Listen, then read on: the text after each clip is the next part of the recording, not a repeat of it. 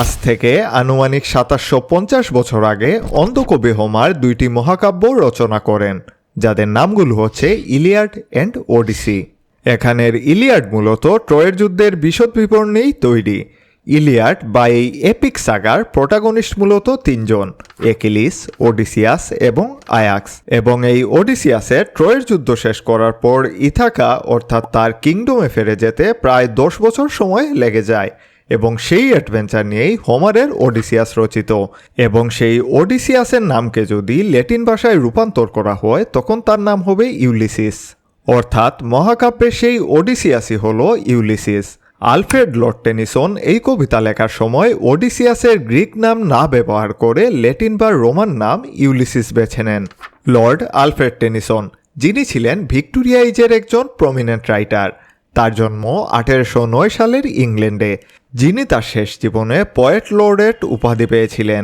তবে তার শেষ দিকের জীবনটা সুন্দর হলেও প্রথম দিকের জীবন কেটেছিল খুব বিশ্রীভাবে। পরিবারের কথা বলতে গেলে টেনিসনের বাবা ছিলেন মদঘুর এবং মানসিকভাবে উন্মাদ। তার জীবনে অর্থনৈতিক সমস্যাও ছিল অনেক। এইসব জিনিস তার জীবনে নিয়ে আসে বিষণ্ণতা। তবে তার মধ্যেও আর্থার হালাম নামে তার একজন ঘনিষ্ঠ বন্ধু ছিলেন, এবং যার সাথে টেনিসনের বোনের বিয়েও ঠিক হয়। আর সেই আর্থার হালাম হঠাৎ করেই মাত্র ২২ বছর বয়সেই মারা যান। আর এই সিঙ্গেল ইভেন্ট টেনিসনকে খুব বাজেভাবে এফেক্ট করে। আর তার এই বেস্ট ফ্রেন্ড অর্থাৎ আর্থার হালামের অকাল মৃত্যু তাকে ইউলিসিস লেখার জন্য প্রেরণা দেয়। আসলে এই কবিতা টেনিসনকেও অনেকটা রিফ্লেক্ট করে তার সেই স্ট্রাগল বা ইনার টার্মোয়েল। সামনে এগিয়ে যাওয়ার জেদ থেকে, কখনো হার না মানার মানসিকতা থেকে, নিজের কাজ নিরলসভাবে করে যাওয়ার থেকেই এই ইউলিসিস কবিতার সূত্রপাত। এবং এই কবিতা কিন্তু যে কোনো অন্য সময়ের চাইতে এই বর্তমান সময়কে খুব ভালোভাবে রিপ্রেজেন্ট করে। দেশের ম্যাক্সিমাম ইয়াংস্টারদের দিন শুরু হয় ইনস্টাগ্রামের রিল দিয়ে, এবং সেই রিল দেখতে দেখতে কেটে যায় ঘন্টার পর ঘন্টা। চলে একের পর এক মেসেজ, এবং সেই মেসেজের মূল উদ্দেশ্য কি? অন্যের কাছ থেকে ভ্যালিডেশন সিক করা। আমরা এতটাই ডেসপারেট যে নিজের ওয়েলবিংয়ের জন্য আমাদেরকে অন্যের উপর ডিপেন্ড করতে হয়। আর এই সব কিছুর কারণ আমাদের একটি পারপাস সেটেল না হওয়া। আমাদের সোসাইটির সব থেকে বড় মিসকনসেপশন হলো আমরা মনে করি বেশি কাজ আমাদেরকে ডিপ্রেসড করে ফেলবে। বাট ইন ট্রুথ, কোনো কাজই না করা বা সেই কাজকে ডিসিপ্লিনভাবে না করতে পারাকেই ডিপ্রেশন বলা হয়। এবং এই সাইকেল থেকে না বেরোতে পারলে যখন আপনি আপনার ডেথ বেডে থাকবেন তখন আপনার আর কিছু করার থাকবে না। সমস্যা তো এ জীবনে থাকবেই, তবে ইউলিসিসের মতো কিছু মানুষ নিজেকে দয়ার পাত্র হিসেবে দেখবে না। মৃত্যু তো আসবেই, তবে ইউলিসিসের মতো মানুষরা মৃত্যুর সামনে ভিক্ষা চাইবে না। এই ভিডিওতে শুধুমাত্র সামারি এবং থিম ডিসকাস করা হবে। যদি ইউলিসিসের লাইন বাই লাইন অ্যানালাইসিস দেখতে চান তাহলে আমার এই ভিডিও চেক করেন, ডিসক্রিপশন বক্সে এর লিঙ্ক দেওয়া থাকবে। ইউলিসিস কবিতাটি এক ধরনের ড্রামাটিক মনোলগ। আমরা ইতিমধ্যেই শেক্সপিয়ারিয়ান সোনেট, পেট্রার্কান সোনেট এবং ওড সম্পর্কে জেনেছি। এখন জানবো ড্রামাটিক মনোলগ সম্পর্কে। ড্রামাটিক মনোলগ কবিতায় একজন মাত্র স্পিকার বা সাবজেক্ট থাকেন, এবং সেই স্পিকার তার নিজের কথা, ইমোশন, এক্সপিরিয়েন্স বা জার্নি নিয়ে কথা বলেন এক সাইলেন্ট অডিয়েন্সের উদ্দেশ্যে। এবং স্পিকার যার সাথে কথা বলছেন সেখান থেকে কোনো রেসপন্স আসবে না। In short, one speaker narrating a story in front of a silent audience. এতটুকু ছিল ড্রামাটিক মনোলগের ডেফিনেশন। এ সম্পর্কে আমরা সব থেকে বেশি ইনসাইট পাবো এই ভিডিও শেষ হওয়ার পরে। সেখানে আমরা ইউলিসিস কবিতাকে ড্রামাটিক মনোলগ হিসেবে ভ্যালিডেট করব। আর এখন শুরু হচ্ছে Ulysses by Alfred Tennyson. Ulysses বসে বসে ভাবছেন যে তিনি হয়তোবা একজন অপদার্থ রাজা হয়ে পড়েছেন। তিনি সেই ইউলিসিস যিনি টানা ১০ বছর ট্রোজানদের সাথে যুদ্ধ করেছেন। যুদ্ধ শেষ করে আরও ১০ বছর কেটেছে সমুদ্রে নানান রোমাঞ্চের আশায়। অবশেষে ২০ বছর পর যখন তিনি তার আপন রাজ্যে অর্থাৎ ইথাকায় প্রত্যাবর্তন করেন তখনও তো অ্যাডভেঞ্চার শেষ হয়নি। তাকে তার স্ত্রী পেনেলোপকে পাওয়ার জন্য ১০৮ জন অপেক্ষামান পাত্রকে হত্যা করতে হয়েছে। আর এখন তিনি ইথাকার রাজা হয়ে বসে আছেন, তবে তার জীবনে নেই কোনো রোমাঞ্চ। এখানে ইউলিসিস বুঝাতে চেয়েছেন যে শুধু বেঁচে থাকা আর সত্যিকার অর্থে নিজের জীবনকে ডমিনেট করার অর্থ ভিন্ন। তার মতে জীবনে যদি পারপাস না থাকে তবে সেই জীবন মূল্যহীন। ইউলিসিস বলেন যে তিনি কখনোই থেমে থাকতে পারবেন না, জীবনের প্রত্যেকটা মুহূর্ত তাকে উপভোগ করতে হবে। তিনি এখন রাজপ্রাসাদের উষ্ণ আগুনের পাশে বসে আছেন। এই উষ্ণ আগুন আরাম এবং নিশ্চয়তার বা সিকিউরিটির ইন্ডিকেশন। কিন্তু এরকম জীবন ইউলিসিসের কাছে বিরক্তিকর। তার মতে আরাম একজন মানুষকে নিষ্ক্রিয় করে তোলে। একজন মানুষ যদি তার কমফোর্ট জোনের বাইরে না যায় তাহলে তার জীবনে কোনো কিছুই অ্যাচিভ করা সম্ভব নয়। জীবনের গ্রেটনেস সবসময় স্যাডনেসের টেক্সটের সাথেই আসে। আপনার জীবনে কোনো ধরনের চ্যালেঞ্জ বা হার্ডশিপ না আসার মানে হচ্ছে আপনি জীবনে আগে বাড়ছেন না। ইউলিসিস এখানে সেলফ রিফ্লেক্ট করেন। তার মতে তিনি এখন একটি কিংবদন্তি বা লেজেন্ডে পরিণত হয়েছেন। তিনি অনেক দশক ধরে সারা পৃথিবী চষে বেরিয়েছেন, দেখেছেন নানান যুদ্ধ, নানান সংস্কৃতি, নানান রাজনীতি এবং নানান জলবায়ু। এসব অভিজ্ঞতা তাকে এনে দিয়েছে বিপুল খ্যাতি।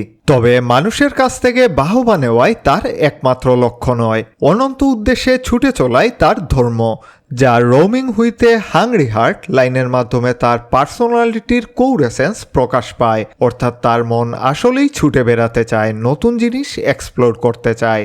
ইউলিসিস ছোট থেকেই নানান যুদ্ধ অভিযান ও ভ্রমণের মধ্যে দিয়েই বেড়ে উঠেছেন, আর এইসব জিনিসই তাকে তৈরি করেছে। সময়কে সময় দিলে সময় নিজের সময়ে আপনার সময়ে এসে ধরা দেয়, আর সেসব কঠিন সময় তো তাকে তৈরি করেছে। ইউলিসিসের জানা নেই সামনে কি আছে, কিন্তু তিনি এগুতে থাকবেন। যত এগোবেন ততই রাস্তা খুলতে থাকবে। কেউ যদি সামনে এগিয়ে যাওয়াকেই ভয় মনে করে তাহলে তার জীবনে এগিয়ে যাওয়া সম্ভব নয়। এখানে তিনি ট্রয়ের স্মৃতি মনে করেন। কত জায়গায় ঘুরেছেন তিনি, কত মানুষকে চিনেছেন তিনি, এবং অবশেষে সে সব কিছুই এখন তার অংশ। জীবনে থেমে যাওয়া মানে নিজেকে মরিচার হাতে তুলে দেওয়া। এক টুকরো লোহা যদি স্থির থাকে তাহলে তাতে মরিচা লাগবেই। ইউলিসিসের মতে শুধু বেঁচে থাকাই জীবন নয়, সে জীবনকে কাজে লাগাতে হয়। তার মতে life piled on life were all too little, অর্থাৎ তার জন্য একটি জীবনও যথেষ্ট নয়। তিনি যদি 100টা জীবনও পেতেন তাহলেও তা কম পড়ে যেত। বেঁচে থাকার চেয়ে বড় কোনো নেশা নেই এই পৃথিবীতে, তবে তা প্রকৃতির নিয়মে সম্ভব নয়। একজন মানুষ শুধু একটা স্বল্প সময়ের মধ্যেই বেঁচে থাকতে পারে। ইউলিসিসের জীবনে অর্জনও অনেক। তিনি যা কিছুই চেয়েছিলেন সে সব কিছুই কেড়ে নিয়েছিলেন, কিন্তু তাও তার ইচ্ছা যে মৃত্যুর শেষ নিঃশ্বাস পর্যন্ত নতুন কিছু তাকে করে যেতে হবে। যাকে বন্দি করে রাখার মানেই হলো নিজের প্রতিভাকে নষ্ট করা। প্রত্যেকটা সময় টাইমের প্রতি মাইন্ডফুল থেকে কাজ করে চলাকেই আসল জীবন বলা যায়। ইউলিসিস ভালো করেই জানেন তাকে অবশ্যই মরতে হবে। সে ডেথকে এমব্রেস করে, এবং যার মধ্যে কোনো মৃত্যু ভয় নেই তাকে কারো পক্ষে আটকে রাখা সম্ভব নয়। ইউলিসিস মৃত্যুর আগ পর্যন্ত তিনি নতুন সব অভিজ্ঞতার সন্ধানে চলতে চান, কিন্তু তার অনুপস্থিতিতে রাজ্য চালানোর দায়িত্ব তিনি তার ছেলে টেলিমাচুসের হাতে তুলে দিতে চান। ইউলিসিস মনে করেন ইথাকার জনগণ অবাধ্য এবং উচ্ছৃঙ্খল, তবে তার বিশ্বাস টেলিমাচুস তাদের সময়ের সাথে সাথে সভ্য ও উন্নত করে তুলবে। তিনি মনে করেন যে টেলিমাচুস একজন যোগ্য শাসক। ইউলিসিসের মতে টেলিমাচুস ভবিষ্যতে একজন রাজার মতোই তার কাজ পরিচালনা করবেন, কিন্তু ইউলিসিসের রাস্তা আলাদা। তারা সম্পর্কে পিতাপুত্র হলেও টেলিমাচুস রিস্কি লাইফকে ভালোবাসেন না, কিন্তু অন্যদিকে ইউলিসিস অজানা উদ্দেশ্যে বেরিয়ে যেতে চান। ইউলিসিস তার নাবিকদের উদ্দেশ্যে বলছেন, আজ পর্যন্ত প্রত্যেকটা অভিযানে তারা যে কোনো বিপদকেই হাসি মুখে গ্রহণ করেছে।